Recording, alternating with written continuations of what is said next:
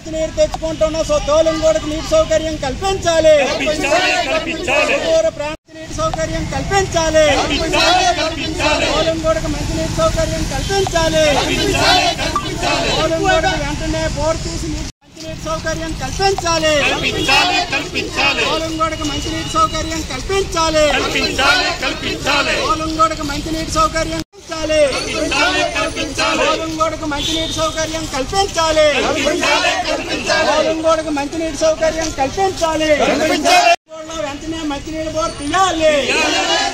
తోలంగూడకు వెంటనే మంచినీటి బోర్ తీయాలి. తోలంగూడకు వెంటనే మంచినీటి బోర్ తీయాలి. తోలంగూడకు వెంటనే మంచినీటి బోర్ నీటి సౌకర్యం కల్పించేంత వరకు పోరాడతాం.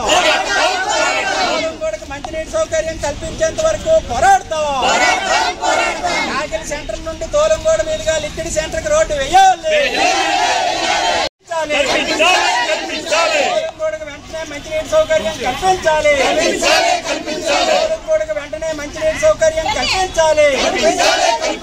తోలంగూడకు వెంటనే మంచినీటి సౌకర్యం మండలం వబ్బంగి పంచాయతీ తోలంగూడలో గత నెల రోజుల నుండి మంచినీటి సౌకర్యం లేక గిరిజనులు 3-4 కిలోమీటర్ల దూరం నడిచి తలల మీద మంచినీటి తెచ్చుకునే పరిస్థితి ఉంది.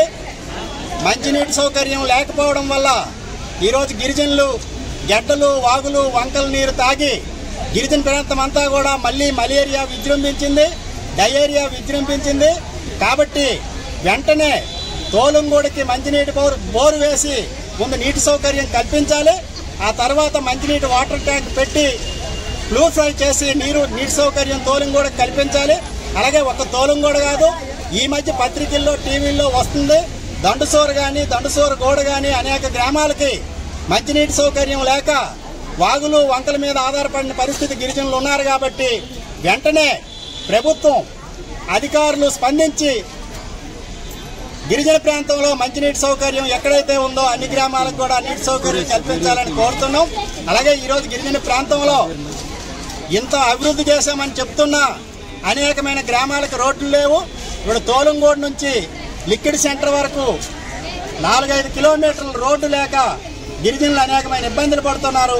కాబట్టి గిరిజన ప్రాంతంలో ఉన్న లింక్ రోడ్లు ఏవైతే ఉన్నాయో ఇవన్నీ కూడా బీటీ రోడ్లుగా మార్చాలని చెప్పి గిరిజన సంఘంగా ఈ సందర్భంగా